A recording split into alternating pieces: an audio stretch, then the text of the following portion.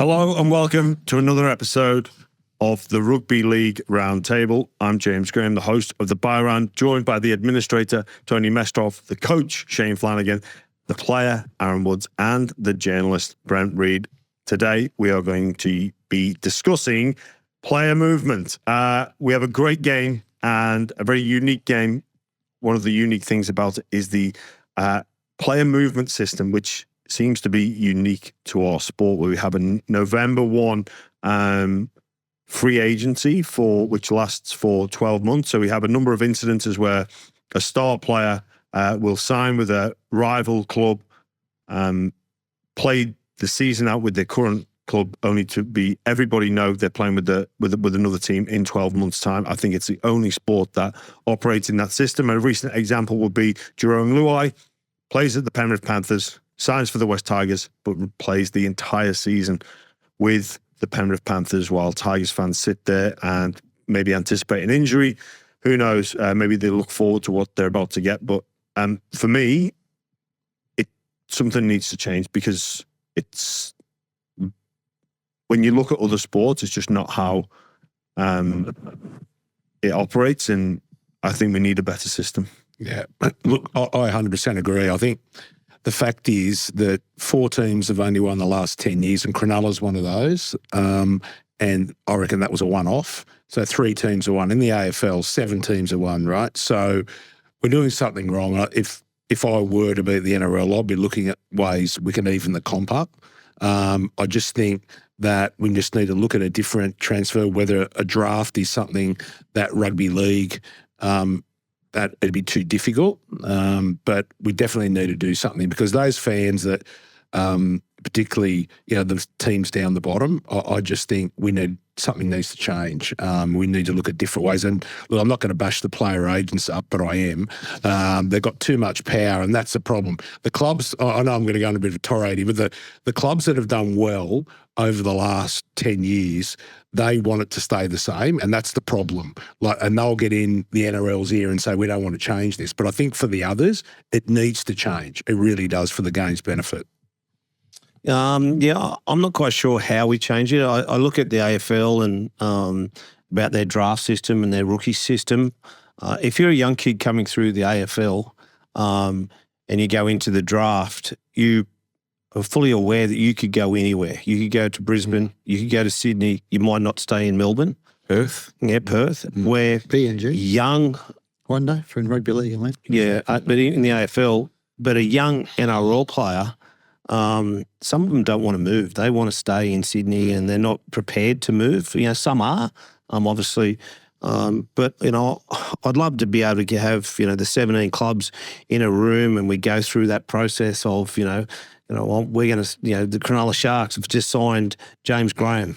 And, he gets presented his jersey, clubs, and that's another part of post-grand final. If there was 2 or 3 windows during the year, that this is your window to sign a trade window, sign or move players on, and it's all done on that day. Yeah, obviously there's some conversations had prior, but I just think for us to grow as a club, that we'd have 3 trade windows, and be televised. It'd be a fantastic opportunity, and really transparent. Yeah, there's a couple of really good points there. We'll come back to the potential for a draft on the trade window. The group of people that it hurts the most by relinquishing what we've currently got is the players, and it's more the star players as well. It's the top 3 to 4 star players that this really affects. How's that? Why? Why does it affect the star players? Yeah. Because if we went into a trade window, if you're off contract, you wouldn't be able to sort your future out until the very end of the season. Now, people like security. So if I'm Jerome Luai, for example, who's played at Penrith, who think I might want to move, or Penrith haven't offered me enough to stay, I've got to play this season because I'm contracted to do so, finish the season with Penrith, then enter the first trade window, which is like what happens in other sports. That disadvantages Jerome Luai, one of the stars of the game. He basically, if he does that, he'd be doing what the overwhelming majority of footballers do. Most players who are that squad number 20 to 30, they wouldn't get their future sorted out till almost around now. Currently speaking, it's September. Like their futures wouldn't be sorted till around about now, maybe next month. So they're in that predicament anyway. But the star players, they get it advantages them. It advantages them. Because the current system. Oh, yeah, it does, yeah. Clear advantage for the star players. I'm not a big fan of the November one. Like you said, with Jerome Luai, how he's going to play the whole season. I wish as soon as the grand final is over, that's when you can do all your work, especially for next year. But I reckon clubs that... Well, hang on. So if you are off contract in 12 months' time, you think as soon as the grand finals finishes, you can negotiate with the other clubs? No, so say if I was contracted for 24 and then I was looking for a club for 25 or looking to re-sign... I personally think if you want to re-sign, you can have your negotiations with the club. You can negotiate to stay beforehand. Yep. But if you want to test the market, it should be after that grand final. Yeah, well, that's what I said. But that only affects the star players because they're the ones that have to give something up. Their ability to sign with other clubs, they'd have to relinquish that. Sometimes it affects blokes who are, it's not only the star players. You sign a year out, Jimmy. My view is, if I'm squad number 20 to 30, sometimes those guys get signed a year in advance. Sometimes maybe the young up and comers. But I reckon my view, Jimmy, is you earn it. You've got to earn the right to sign a year out. So I've suggested ages ago, if you've played 8 years in the NRL, 10 years in the NRL, that gives you the right to sign on November 1 a year out, right? So for another club. For another club. They brought in a modified form of this where if you've played under 2 NRL games or 2 senior games or something like that, you can't sign till round 6, I think it is now. So like Ethan Sanders, the young Parramatta kid, he couldn't sign to go to Canberra until round 6 this year, right? So my view is you earn it. So a guy like what Jerome's played first grade for, I don't know, 5. How long has he played for? 7 years. Yep. So Jerome, he's a bad example. I'm thinking of a senior player. Say Woodsy wanted to go around again next year. I'd say Woodsy can sign a year out in advance because he's earned the right. He's played long enough. He's earned the right to do that. Jerome Luai he's played less than 8-10 years. He's got to wait till mid-year. He can't do anything until June 30, right? And if you're a young kid, you've got to wait till after the grand final. Ethan Sanders got to wait till after the grand final. So the guys who've dug the well, they earn the right to sign a year in advance. That's my view. That's how I think they should do it. And they've sort of done a modified version of that. As I said, the young kids now can't sign till after round 6. But then I think it's, and I've only sort of realised and come to this position post-player, that it's a really bad look for a sport to have a star player knowing he's going somewhere else. It's been a bad look for Jerome Luai. I don't think it has. I think Jerome Luai's been outstanding this year. And I don't think it's been... But only because they're winning though, Reedy. Say they weren't winning, you're down the bottom of the table, you sign for another club. Like, it's not a good look, and fans don't want to see it. I just think the system needs an overhaul. I don't think that's enough. Like, I think we've got to... What would you do, Messi? Push other... I've said, I was on a Pathways working group with 2 other CEOs in the NRL, and I just think we need to start somewhere and set up like a junior draft just to see how that went, and what that'd do, that'd spread talent across the whole game. And just as a start, that's my suggestion. You know my issue with that mess is? Tommy Travojevic, he's a Manly junior. Yes. So you're going to say to Tommy at 18, you've got to go to Papua New Guinea. That's not fair on you. That's not fair on your club.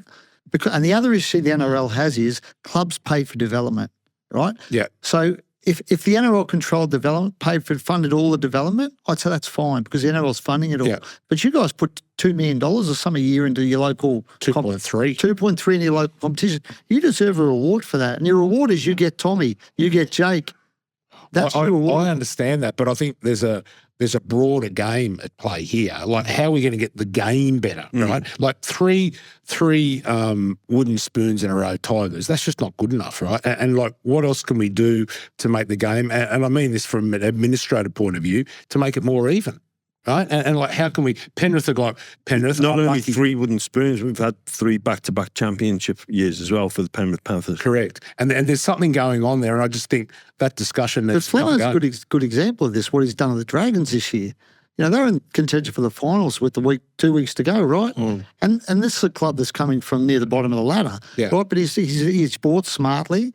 He's obviously a really good coach. But he'd be able to do that anywhere. Like just going away from the draft. But also, you don't need the draft for that. You don't need a draft for that. That's about the distribution of younger players. But with a transfer window system, maybe it would work more in Flano's advantage to have that. Like, here's this pool of players. Here's the availability that the salary cap that we've got. Let's start to move some pieces around. So when do you want to start your transfer window? Well, I think it should start from post grand final. You said that at 3, didn't you? Well, there's some movement potentially for the middle, like a trade window where Aaron Woods gets traded to. But you'd want it straight away then? You don't want him to play for another club while he's going to play. Yeah. So I think as soon as he grand signs, final, it goes. No, well, so I think if you're off contract for season 2024 and you elect not to stay at your current club, okay, the grand final happens.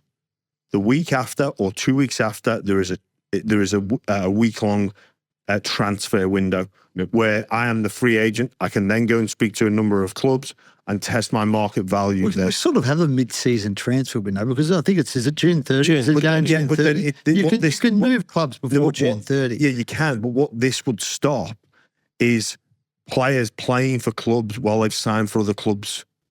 And you say it's not a good, but I don't think it's a big deal. I know a lot of people take offense to it. Jerome's probably a bad example. He's A bad example because he's playing at a really good club. Yeah. But there's so many examples in the past where it's just been like, well, Stefano was the example this year. He didn't sign a year out, but Stefano signed a fair way out. His form wasn't great. I'd agree that didn't look good, right? I think there's, like, listening to Jim as he talk about, the junior pathways program and obviously West Tigers. Well, West Tigers and Penrith, you look at West Tigers junior league out Campbelltown and so on. That's a big junior league. Yep. So something's not right there. Yep. And Penrith are doing something right. So we need to look at that and say they've got a really good model. Yep.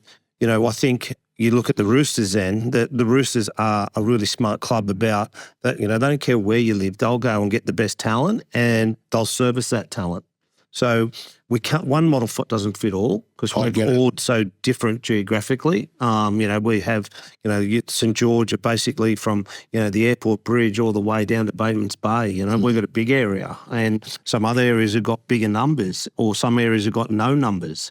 And Roosters are one of those ones that are tiny. Roosters are tiny, but, and South Sydney is struggling at the moment for participation. So your model is we put all the juniors into a pool. Yeah, and you could corral 4 or 5 of them that don't go into that. The Tom Trebojevic, they could live with. We keep our best 5, so Tom doesn't go into that market, and then we all get a chance to not just go and get Manly kids, all the other kids that are left over. Yeah, possibly could work. So like an expand. What's happened in other codes of expansion drafts, where you could each club could exempt 3 to 4 juniors from going into the draft. They keep those. Yep. The rest go into a draft system. And in terms of really, you made a point about the geographical relocation.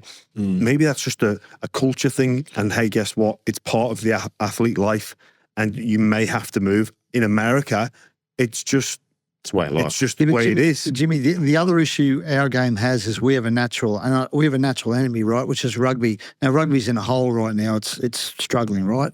But take Joe Suaalii at 16, 17, whatever he was, 17, when he was at South, got a big deal at South, right? So generally drafts are accompanied by cap payments to kids at 17, 18. You're only allowed to pay them a certain amount of money.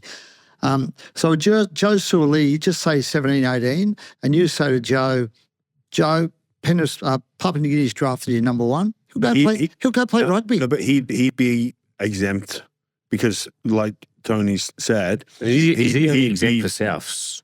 Well, if he was a South junior, they could exempt him from going to the draft. Played junior footy at Penrith. Whichever system he'd be in, you'd be smart enough to go, well, we're not going to allow him to go to the draft. Player 6 at Penrith probably as good as player 2 at somewhere else. Yeah. And he'll just go to rugby.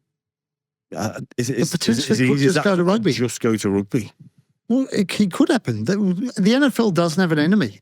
There's no enemy in America to the NFL. It's a giant. There's no sport it's up against. AFL's got no natural enemy. We do.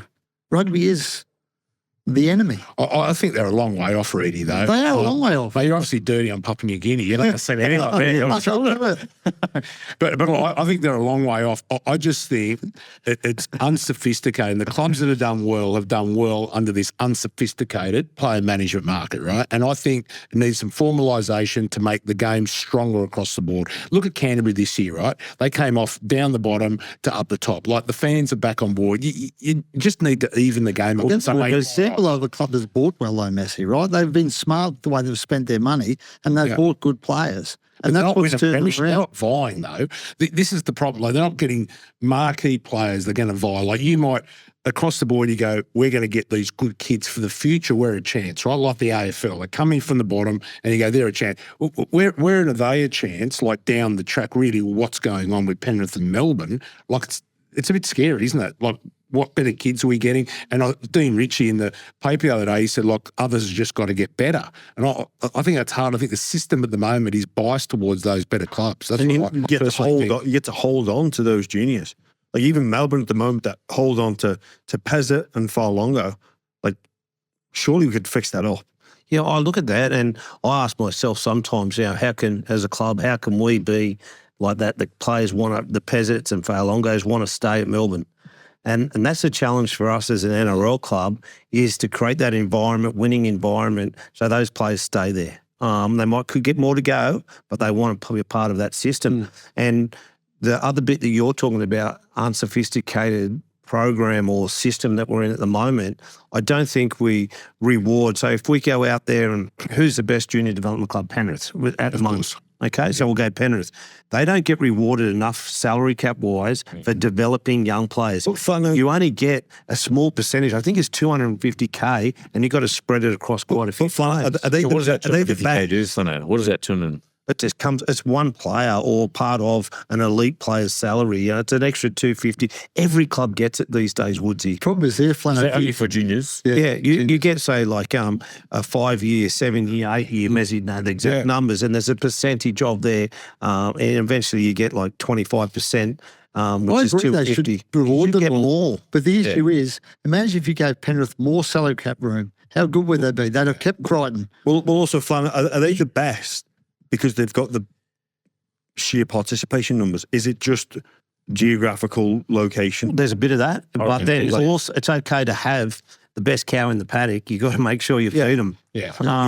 So that's really important that you can have the kids there, but you've got to get the program right. You've got to expose them to coaching. Expose them, but also competition, elite competition, sheer participation numbers. That's going to breed more. If you're the young Cleary playing with a Luai against, I don't know, AN other that's not gone on to make it, that's going to force your level to make you rise above everybody else. That's just a natural a number. It's just pure mathematics. You're going to try harder because you've got to work that, because there's more people vying for that spot in the Penrith system. Couldn't agree more. And that's correct. That's what's happening. I just think sometimes we get carried away also with Melbourne a different kettle of fish. That club has been, I said when Cameron Smith, Billy Slater, Cooper, when they retired, they were going to fall off the cliff. That hasn't happened. So Craig and that club are something special. At the moment, we look at Penrith, they've got the best halfback in the world. They've probably got the best middle forward in the world in Isaiah, and they sprinkle it with really class around them. Let's just, take our hat off to a club that's doing really well at the moment. And for me, I agree, we need to catch up a little bit, we do. That definitely at our club, we're striving to be those clubs in that, that top four. And once you get there, you've got to stay there. Should club get compensated more when they lose their juniors, but that's another way we do it too. You get rewarded if you keep them, but if you lose them, obviously that's another point. Yeah. Or develop them. Yeah. If you get them to a certain stage, you might need to get to, a lot of times the lower tier clubs, they play 2 or 3 years first grade. Then look at Josh King goes down to Melbourne. He's one of the great front rowers now. Yeah, but who's developed him? Newcastle or Melbourne. True. Yeah, that's true. Don't you think Stefano was a bad look for the game, Reedy? Like, he went for less money. Yeah. He's a club. That was just the wrong message. For me, that tells me the system's wrong. It was a great look because his form was bad. Like if his form was great, while he was deliberating over his future, and then after he left, then I don't think it would have been a big issue. But the issue is his form was poor in a team that's really struggled. Yeah. And couldn't win a football game, and that's why it looks bad, because they've lost one of their better players. But Do we say the same about Luke Brooks coming to us from Tiger? They offered him wherever he wanted, Yeah. True. and we get him for a lot less. Well, he came for less, but that's one of the better stories. I'm just probably picking out the howlers as such that go, you know what, the system needs to change. Brooksy's a great story. He's a good fella, as you know, I'm sure a good friend of yours, and he came for less and backed himself. And I saw him the other day around the Prime Minister's 13. It's one of the great stories, and pretty proud of how he's gone. But if we had that trade window, you know, Tigers fans would know Stefano's going. He's elected to go to the trade window, like Panthers fans would know.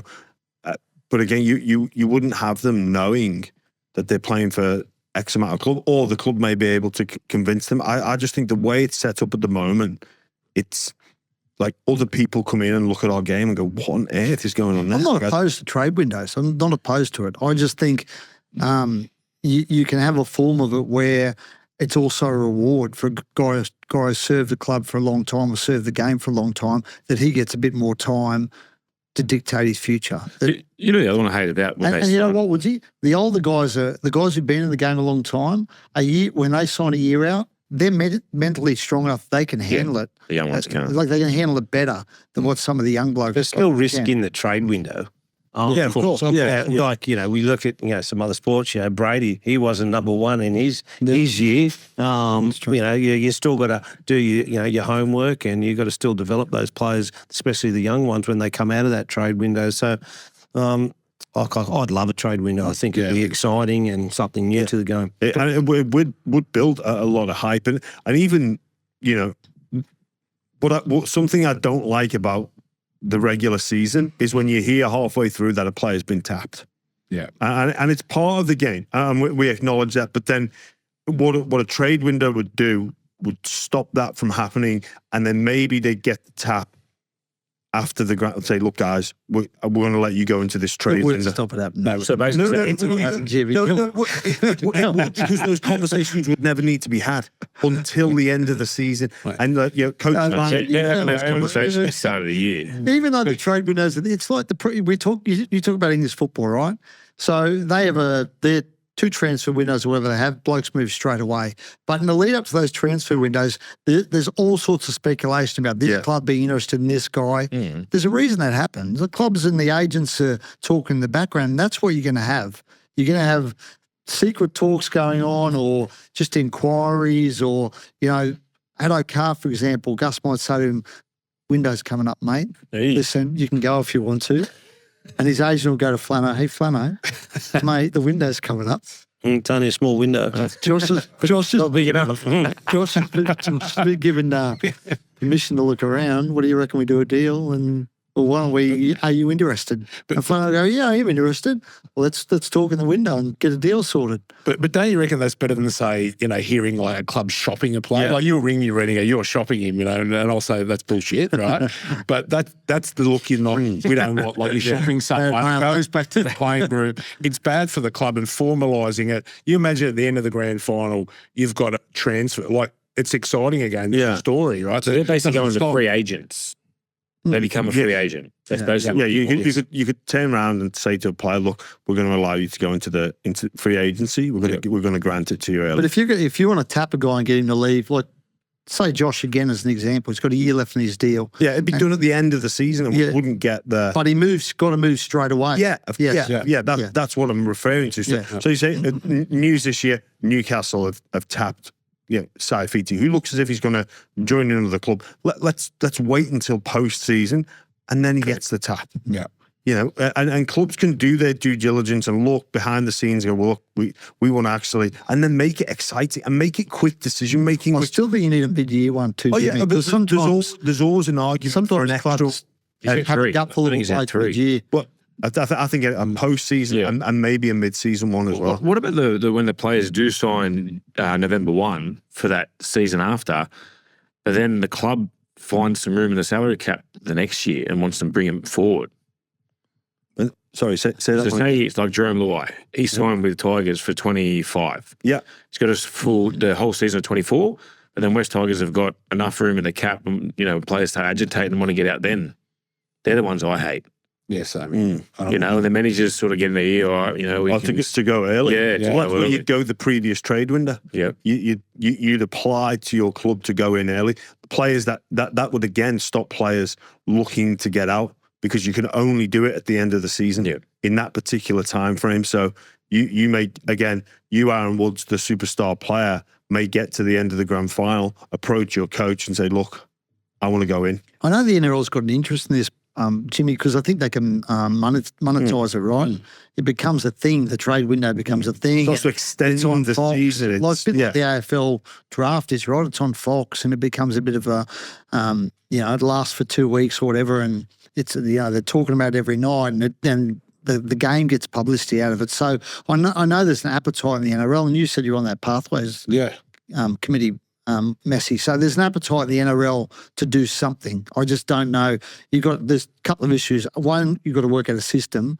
And two, you've got to get by the club. Well, there's three things. Get it by the clubs, but you also got the players' union who are going to have to, you have to convince them to give up power, which is what they've got at the moment with the players. And as a player, that was my position. It's like, why would I ever give this up? Yeah.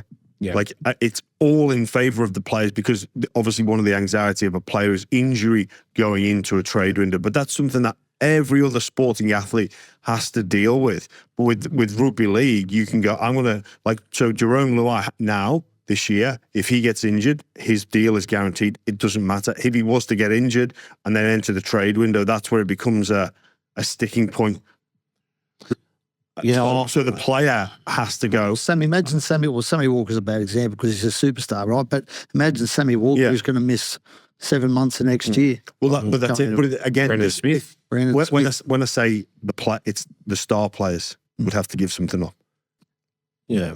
It's interesting, Jaz. When I first started, 2010, 11, 12, there'd be off-contract player lists.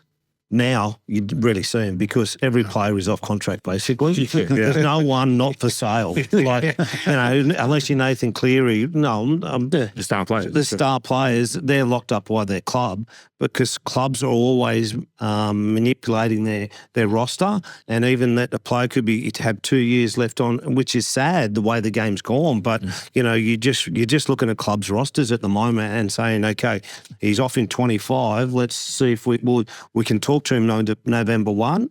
We can offer him 26, 27, and then they go back to the club and agitate for an early release, and all of a sudden you get him for 25. So the off-contract list is, Well, Safidi had 2 years left on his deal, and he's gone to the Dolphins. Yeah, because you're just looking how you can improve your roster because of the cap, and obviously we'll talk about that in a minute, but the cap has no flexibility. So you got to put, the system's not helping either. You got to move the players on, even players that you don't want to let go, but they're worth more out there to solve your salary cap problem. And that's the problem. Like there's never a period now where you're not looking at players and going, well, I can bring him in and sell him. And I think we need to stop that thought, but the system at the moment makes us think like that. Don't think it adds to some of the soap opera of the game, though. I mean, it's great for the media and it's great for the fans. Like, fans want to have hope, right? The Tigers want hope. So look at Valentine Holmes. Exactly. We wouldn't have got Valentine Holmes. The club's in a situation that they had a back-ended deal for him. They realised that, hey, we've got to sell the sellable. They knew that they could sell Val and get good money for him, not probably what he was on. And, and we go in there and give him a deal, and, the Cowboys all of a sudden have got 800,000 free to spend up in their cap. So that's what they're losing, the soap opera, right? The soap opera. But I think you'd get a different. You get a blockbuster movie. You get a more in October. I don't want to watch Neighbours anymore. I want a blockbuster movie where Zach Lomax goes to the Dragons. I want to go to free agency at the end of the year. Well, you know what? Zach might have waited till the end of the year this year. He might have agitated to get out straight away. Do you think if he said he wanted to go, we'll use Zach as an example. So I want to go to the free agency at the end of the year. The way the system is in the moment, and we know the way managers and clubs work, it'd be done prior. He'd never get to that point. Yeah. So how we police that? Yeah, potentially. You've had a manager. You've had a manager. You know the way it works. It'd never get to that point. that people, that's Parramatta people would be in well, contact with him. Of course, it'd be almost impossible because as a player, if I'm at the Dragons and they've offered me X and I'm going, I'm weighing my future up.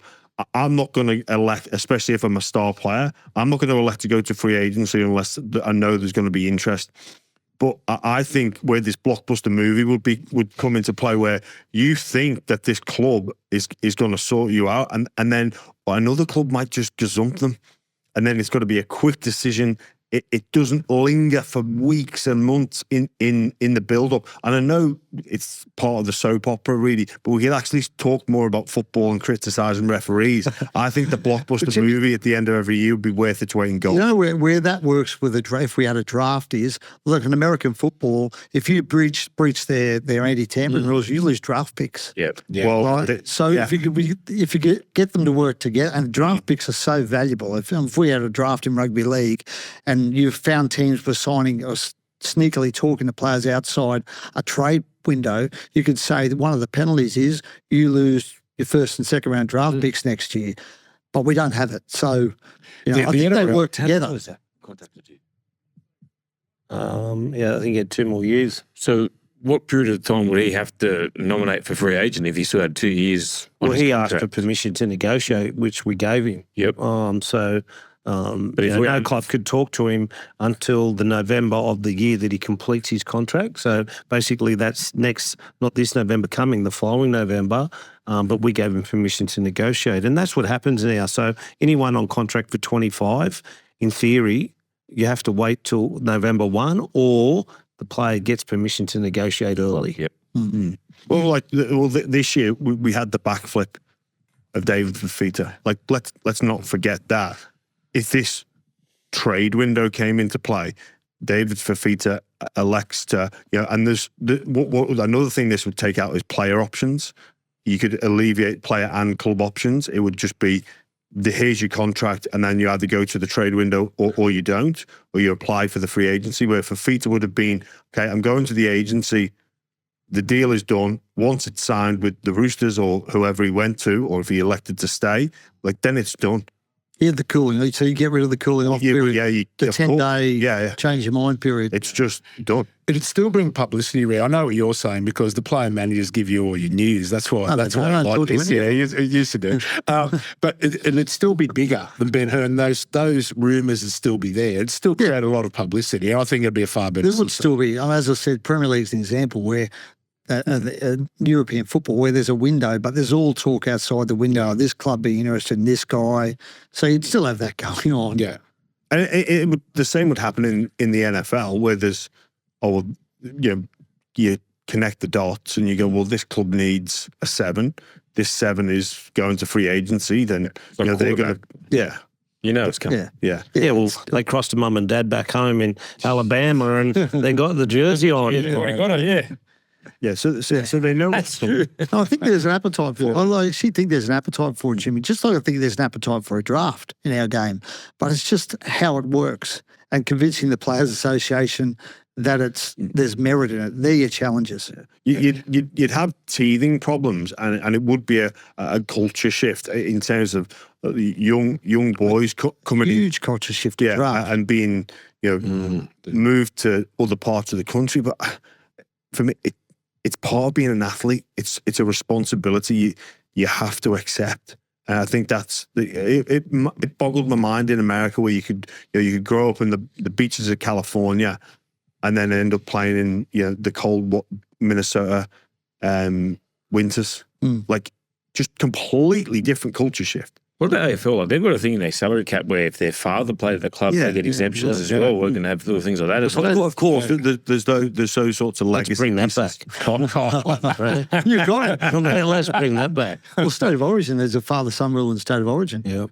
Who play, Cam Smith's kids will play for Queensland, even though he's not a good example. Billy Slater's kids, they're going to grow up in Victoria. They're technically not eligible for anyone, but because he played for Queensland, it's father-son rule. So you can have that in rugby league as well. It's a big change, really. That's what I'm saying. Like bringing the juniors first. You got to start somewhere, and the bigger clubs are opposed to it. So the actual NRL want this to happen. I believe they have got an appetite for it. Yeah. But the bigger clubs that have been successful over time kind of I reckon pushing you've aside. got to give them that ability, though, to siphon off their best 5 players and say they're out. A protection. Yeah, a protection mechanism for the best.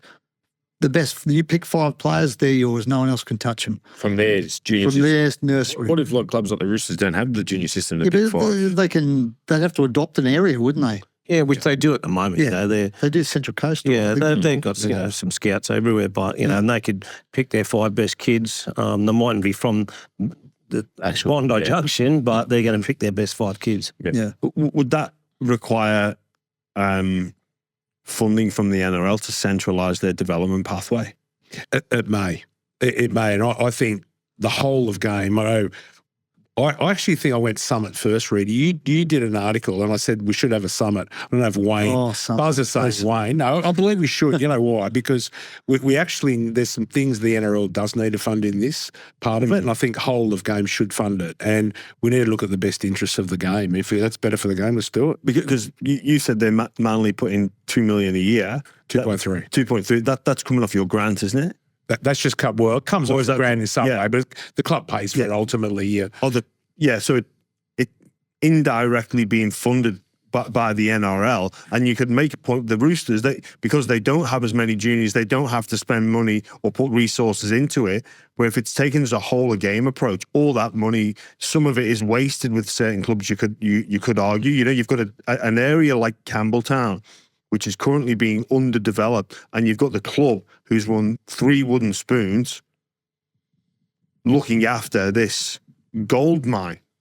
They do have a batch of kids coming through at the moment who are pretty handy. And Galvin amongst them. There's a group coming through now that He's Parramatta Junior, isn't he? played a bit of both, yeah.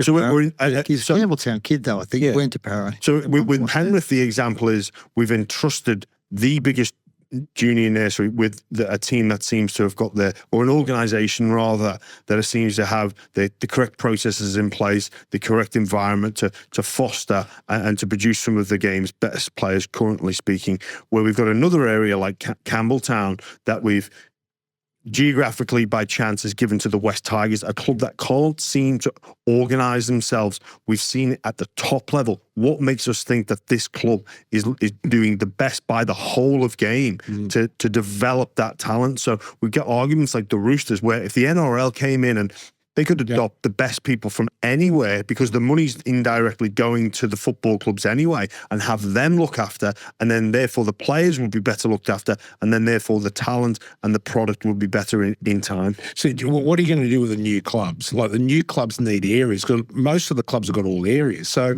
the new clubs, you've got to be fair to them. Like, what areas are they going to have? That's an issue, right? So that's what I'm saying. It's not heartland though. So you got to be fair to them. Do you allocate areas to them? And that's what we're saying. We need to look at the broader I just thought about an issue with this, actually. This actually won't work. Perfect. If you allow 20 clubs to siphon off their best 5 players, that means the first pick in the draft is actually pick 101, which means it loses a little bit of its luster, right? Yeah. So I actually think, when I look at that, I think about that, I think maybe it's got to only be 2 players. Yeah, you know what, you're probably right there, really. Or not at all. Or not at all. But if it's not at all, the NRL has to take over all junior funding and run all pathways. But everything to be run through the NRL. Everything. Because otherwise, draft pick number 1 for you is going to be draft pick, could be 10, 15 for me. So, like, they're all different, aren't they? You might need a front row. Yeah. So, like, but if you take 80 100 out there. agree. You're going to cover it. You're 100% correct there, really. But if the NRL did take over all development, which you could make a strong case for, I think that and then there's not an affiliation for the kid to the club. They might be from the area, but there's not like that direct affiliation. So you're not a Penrith junior, you're just an NRL junior that happens to be from Penrith. Well, I'm going to throw a spanner in the works. What if, which I'm hearing down the track, it's going to go back to a national 20s or 21s competition. Once again, then we start to have the spread of talent. The players' values in those groups will, what we saw last time when it was the the NYC players' values just went through the roof, and we're spending so much money on hopeful talent to come out of the NYC program, and there was just we just lost so much money. Do you remember that? I don't agree with it. I've heard on the grapevine it's not going to get up. No. Because I heard there was talk of it. Why don't they just do a National Premier League like a reserve grade? Is that because of Queensland Cup and all that sort of stuff as well? I'm not sure. I agree with you. Look, it should be a reserve grade with some under-21s players. I think they should have a mix, and that'd be useful for clubs. But look, I've heard that the concept of an under-21s national comp, but I don't think it's got legs because by that time, you're only getting a few of those kids, even in your Jersey flag and so on, pathway they would come through to first grade. Most of the good kids go from flag and they start playing New South Wales Cup flano. You'll know that more than anyone. So a lot of money's been wasted. The NRL, particularly last year, on average, 115 players come through pathways. And do you know how many players make the top 30? You wouldn't believe it. 2. Right, so we're overrating that as well. There's a lot of money being spent on pathways, and part of the reason for having a working group was that there's a lot of money being wasted. And let's put it into something a bit more useful, like you said, Jimmy. Like the NRL should look at doing the whole lot, and that's New South Wales Rugby League does some of that, and I think we need to reform it. I really do. The NRL needs to run it, in my eyes. Here at the Buy Round, we listen to you, the fan, which is coincidental really because it's the fan question for the Rugby League Roundtable. We literally didn't have enough room to fit one of you in, but that was not going to stop us. So all thanks to Ladbrokes, they jumped on board and said, well, how about we get a question sent in from one of your listeners? Ladbrokes, a huge partner of the show, almost since its inception. They wanted to be a part of the roundtable, and it's understandable why. So let's get this next question from one of you guys. G'day, gentlemen. Obviously, player movements are such a big thing in a lot of sports, especially in the NRL. We see games like basketball and the NBA and the NFL. It's so prominent that it's pretty much a sport all the year round, with the off-season being so prominent with headlines and news stories and stuff like that. We're seeing more and more of that in the NRL. I think around player movements, I'd like to see potentially like a mid-season transfer window and an off-season transfer window. I don't really agree with being able to sign players on the November, say 2024 for, the 2026 season. I think that's such a long way out. I'm just wondering, boys, do you have any answers to that or any thoughts on the player movement? I think it's just a little messy at the moment, and I think there should be a definite way that we'll be able to clean it up in the NRL. Should have got Kiwi Steve to ask that question at the start. Yeah. I know. Obviously, he's a great mind. Maybe Charlie stole it for the rundown, but I think it does need cleaning up because he's right there. A player could sign for a club in November 2024 for the 2026 season. And Terrible. It's the only sport that exists, and we're here debating it. There's no other sport in the world that's debating this issue. Like, I love the free agency what you've come up with. I don't mind that. It's interesting when you talk about that, James, and like having to think about, and we spoke about Lockie Galvin. So I think Lockie Galvin is on contract for 25 and 26. Two and years, 26. yeah. So we'll just say, use an example, if he was only on for 25, a club could come in and sign him November 1 this year for 26. And I know we spoke about Jerome, but he's a young kid, and where, the West Tigers have got to get behind him, support him and so on, and he's going off to somewhere else in 26. That's where I think is the system needs to have a bit of a tweak. Yeah, it does. And look, there's no doubt there needs to be an overhaul. I don't quite know who does it and how we do it, but we definitely need to do it in my eyes. it's going to require some give and take and some sacrifice, but I think for me, in terms of the greater good of the game, it needs reform when we get, especially as we get new eyeballs on the game, as we look to expand. It can be a sticking point for a lot of people and a real frustration as well. I just thought of another spanner in the works here, Jimmy. Oh, Here we go. I just thought of another issue with this. Well, we're about to expand. We're going to go to 18, 19 teams for 27, 28. So you're going to tell those two teams that they've got to wait until potentially 4 months before their season begins to sign players. Really, They'll get an exemption. Yeah, really. So Fair enough. has there been new teams coming to the NHL or the NBA? Yeah, there has. Yeah, there has. How did they handle it? I've got no idea. They had an expansion draft. Okay. So this is Oh, where an it gets expansion draft. this I is like where it this. gets really spicy. Yeah, that is so spicy, Jimmy. like this is where Coach Flanagan, everybody is in a free agency. Everybody becomes a free agency. But look, just like the idea we tossed up about the protection of the youngsters, Flano has to pick 3 players he can protect from the expansion draft. Who's your 3, Flano? At the moment, Everybody else, everybody else is in. So Apart from Kyle. it, Who's your 3? That's the father-son rule.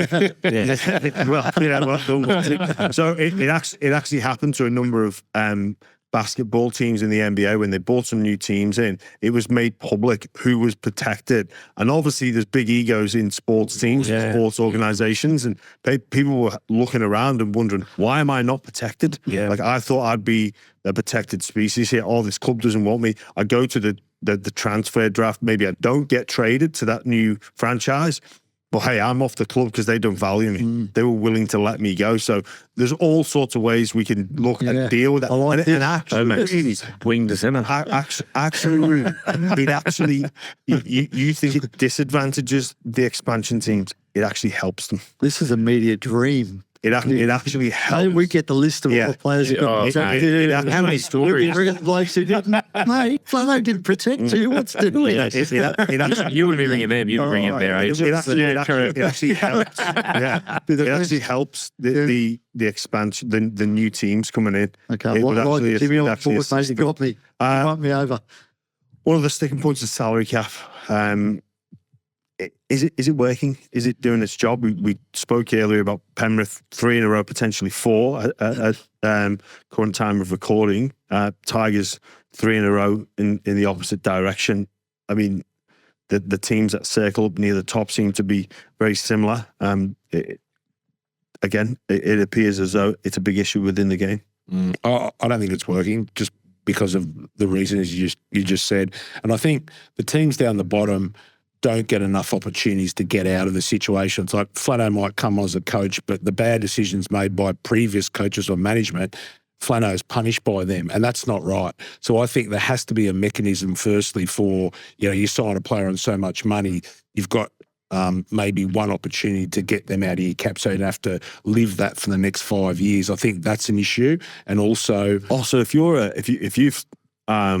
Jerome Luai, who signed for that, he comes up again. Yeah. He signed for the Tigers. They move on Benji Marshall. Another coach, Aaron Woods, goes in and he can get rid of him. That's like Jason Tamalalo up at Cowboys. Yeah, I just think, $10 million. why should coaches and clubs necessarily have to, bear the mistakes of the past? I know it's a bit controversial, but I just think that part of the reason teams are down the bottom for a long time is because there's bad signings that paid too much money and they can't get out of it. So on that bad signing, does he forfeit his salary? I don't think the player gets penalised. I think the club. So the club will pay him, but it's not included in their salary. Correct. And I think that's a Geez, there'll be some players getting moved on, and clubs are going to. Unfortunately, some clubs going broke because of those decisions. Yeah. Well, also you'd stockpile your players. Oh no, because you've got a cap. I'm just saying there needs to be, for me, A live roster, you still got a cap, but then some clubs that, you talked about West Tigers, they might move 10 players on and they've spent, $6 million, and that's going to affect the West Tigers long term. Maybe there's one. That's what I'm saying. There needs to be a number, and maybe that Howler decision where you're paying someone $900,000, they're worth $300,000. You can do something with it to dispensate some of it. I just think that's the issue. I think for a lot of people, clubs. I don't reckon the cap's working because you look at the Dogs a couple of years ago, they had to pay how much for Ado Carr, and he's a winger. Like if you're... They didn't have to. No, but they're trying to get a name to the club which will bring other players to there. You've generally got to pay a bit more overs when you're down the bottom tier. Yeah, clubs have strategies, but Woodsy, you look at the two sides in the grand final, we'll look at Melbourne straight away. Their spine will take up 40% of their salary cap. So that's their model. That's their model. The other players will go there to play for less, play with them. Yeah. So their model is, and they've been lucky that they could find them. Harry obviously went to West Tigers and come back.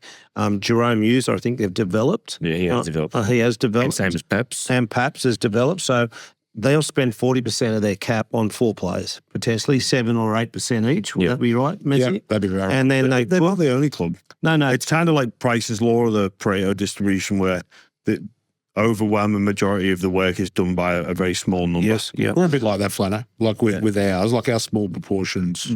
Yeah, well, you've got Tom, Daly Cherry Evans. You've got that Jake. the big money in the right positions. I've got him, brother. And Olakwasu's a back rower. We're similar. Probably we've got Val and our 2 back rowers are up close to the top. I'd love to, and Ben obviously Hunt. But if you've got your 9, 7, 6, and 1, your top earners, you should probably be, and they're going getting paid and they're playing well. You'll be in the 8. Penrith are an interesting example on that front because they devote percentages to each position. So they have a certain percentage they allocate to the fullback, certain percentage they allocate to their halves, and they stick to that model. And But that's changed. only on Time. exceptional circumstances do they break those Break that, percentages. Only exceptional circumstances. We do the same. A lot of clubs are very, very similar.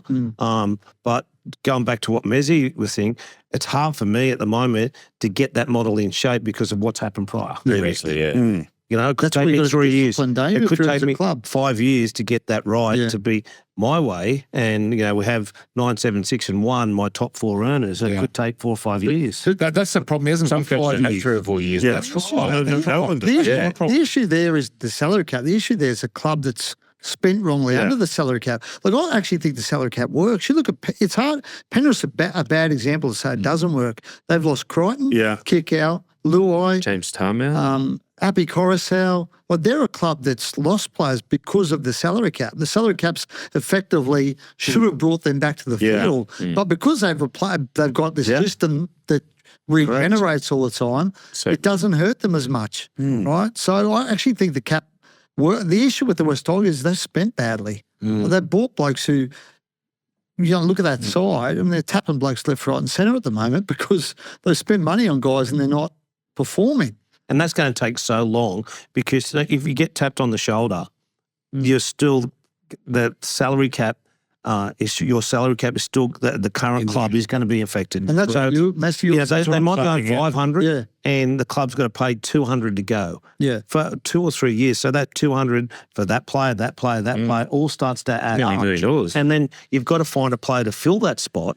For 300. Yeah. And it's hard. And then you don't get the quality of play because it's 300, and it's a domino effect. It just goes off for The years. NRL does their benchmarking every year, right? And they had this year in the benchmarking, you had the amount of money clubs spend on players who aren't at their club anymore. Yeah. And the bottom 4, I think the average was like over $1 million that they're spending on players who aren't at their club. They can't get out of that. That's my point. And why should previous coaches, why should Flano have to suffer for those decisions? I'm saying that's a little bit of tinkering I think would benefit the game. Messi, one thing with us is, you remember Tommy went in and asked for a reduction in pay? Yes. Didn't he? So what happened with that? So this is where it got reported on. Tommy actually said, look, I haven't given the club the value, I don't think. And he said, I want to give some money back. And I won't say what the amount was, but it was a fair amount. And that was a genuine request. He actually told the salary cap guys that we put in a lesser amount. So he went at the meeting with the NRL. Yep, he went Wow. after he met with Siebes first. I told Wood, did you do that 4 years in a row? Didn't do it. He didn't go in there. I said I'd drive you. I said I'd drive you in there. So that was a genuine request, and then it got kind of reported as, we were looking to cheat the cap and we prepped him up. There's none of that. And Tom, like he's genuine. He said, look, I want to give the money back because I believe I've been injured.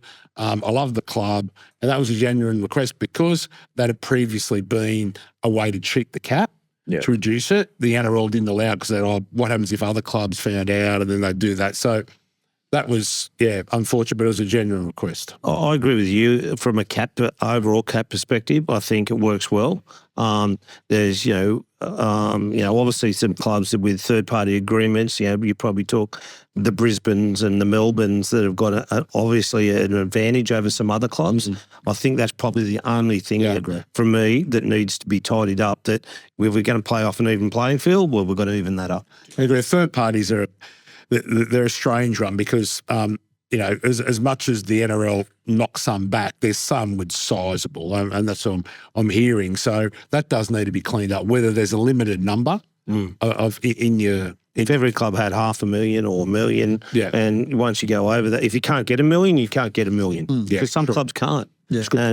But if you, let's cap it as well. What about when you sign a player? Do they have a market value from the NRL that you have to go by? So you can't get too cheap. Yeah, you can't go So the back, good yeah. clubs can't get.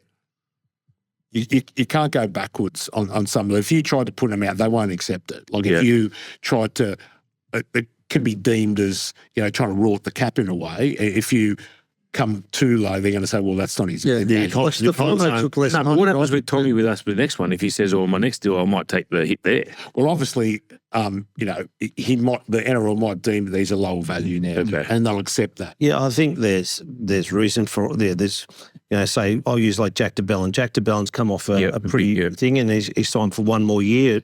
At half the value. The NRL didn't even look at it because they know he's 32 years or 34 years of age. And I think the ones that they do look at, if a player moves from a club and he was on $1 million, and you try and register a contract for $500,000 or 600,000, they'll go, Yeah. Yeah, Brooksy's one. Yeah, Brooksy did come for less money, but obviously better club than he's previously had, so that was accepted. So Well, that's good. Stefano's gone to Melbourne for less money than the offer he was given by the West Tigers. Well, those two examples are something that frustrates the fan, because what that does is it makes those powerful clubs and the successful clubs even stronger.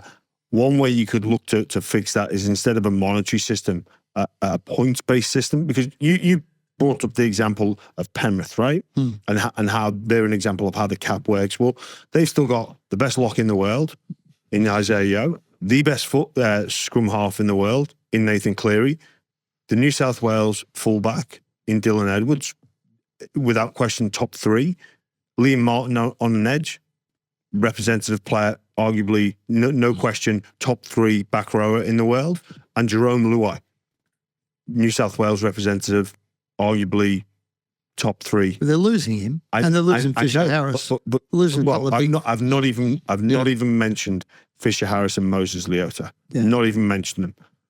Should a team, Brian Toto. But here's the thing. arguably the best winger in the so should, and maybe they're playing so well is because they're playing together. But that's not a valid reason for fans of other clubs. And should those players be allowed to play together? So if you brought in a points-based system, there'd be no possible way to be able to fit Yeo, Cleary, Edwards, Martin, Luai, Fisher Harris, Leota, Toto in the same team. It just wouldn't be able to stack up, because those players with points, just you basically wouldn't be able to make it work. Just like Melbourne, they couldn't pilfer or just have in the wings Farlongo and Pezzett and have that. It's like, no, you can't afford to keep If you them. had a point system, what would Farlongo and Pezzett be worth? They wouldn't be high points. Or And they just signed to extended deals. The price you would pay is you can't afford to keep Grant, Pappenhausen, Munster and Hughes. But they've developed Pappenhausen. They've developed I know, Jerome Hughes. I know, but this goes They back developed to Grant. They Yeah, Munster. I'm not debating developed that. them all. I'm not debating whether they've developed them. I'm debating whether they should be allowed to play in the same team.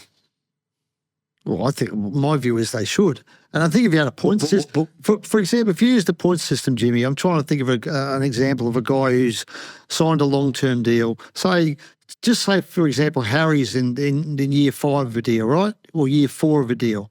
He signed it before he started playing Origin. Just an example, right? Over the course of that deal, he becomes an Origin player, plays for Australia. So he starts at, just say your points is, he's worth 5 points when he starts that deal. So by the time he reaches year 5, he's probably a 50-point player. Well, how are you going to compensate for that? Look, what are you going to make them suddenly move a guy?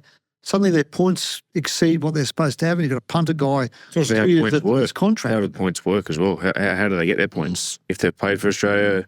Well, that's how it would work, I'd imagine. Well, if you play round 40, independent adjudicator. like during, you know what I'm saying? During the course of the guy's contract, I know. sometimes they go from being They jump on the point. Yeah, they fly up, right? Form injury would dictate that all. So then, if you've got to put the point system, may be flawed as well, because if you've got to say a club's got to play into a certain amount of points, if suddenly they have 2 or 3 blokes who just explode, right? Their points are going to explode, and you'll have to say to them, that's something you've that got you'd to move have to- blokes in the middle of the contract. That's something that you'd have to potentially manage and look at in those trade windows, because you'd have to get your points to match up. Yeah, I think point system would create some problems in a number of areas. And you talk about loyalty. You get someone like Tom and Jake that their points are going to be high. So but they want to stay at Manly no matter what. They might take less pay, but their points, if we went to a point system, that could push them out or affect the flow, the competitiveness of Manly. Well, that could push them up, but it's a nice story to have them stay at Manly. But for the betterment of the game, that pushes them out into another team to make it a fairer, even more random chance. But the game in Australia has always been about players like Tom, where you're from and all that sort of stuff. And, unless you're like old mate and just go wherever the money is, it's tough. I think that we need to, the Paul Gallons, the Tom Travojeviches of the world that start and finish at their clubs are really special stories as well. Well, you could do that. You just pay the price of keeping them on their points. Like it'd be a club decision. You'll to lose say, others. You have to say there's a price to be paid, and by keeping those people, or maybe you get a discounted point, like there's a reduction in. Surely get exemption for having your own players. I don't think the system's not The broken. one thing, The salary while cap's we're not alive, broken. there will not be a Clubs are broken. Yeah. That's the issue. It's not the system that's broken. It's not the cap that's broken. It's clubs are broken. Well, West Tigers have been broken If the for a clubs long can't, time. if the clubs can't fix Easy, mate. themselves, Richo would be. but then Well, Richo's fixing the joint up. if the clubs can't seem to appear to fix themselves, but there's plenty of evidence to suggest that, then do the governing body come in and say, we're going to solve this problem? Well, again, I reckon that's dangerous when the governing body starts taking it. Like they're an independent body. You can't have a club. You can't have the NRL running a club.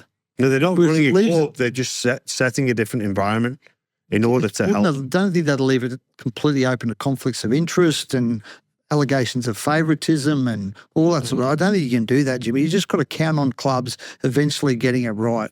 The Tigers will get it right someday. And when that day comes, man, it's going to be a day. They test it. They test people's thoughts on infinity and possibility. Clearly, At it's like some point, they'll dig themselves out of the hole. And can you imagine what that's going to be like when they play finals football again? It's going to be one of the great. It's going to be one of the great stories of rugby league, and it will happen at some point. It will happen. will we be alive? That's the issue. We may not. Well, if we look at, I was listening to something. You don't love this. Poor old Brent Reid. He passed 50 years ago. I tell you what, that Brent Reid guy. I tell you what. He should have happened. We have a look at Penrith. It wasn't that long ago. Like when I was playing, Penrith were down the bottom of the table. They were there for 3 or 4 years, 5 years, and all of a sudden it's their time to shine. And I agree with you, Rudy. Hopefully for West Tigers fans that it's not too far away. All right, we'll wrap up this episode of Player Movement. Tony, we'll go to you. Something to keep, something to change, whatever it may be. I love to see junior drafting. I love to see it start somewhere. I think it's a positive start without having a broader draft to start with.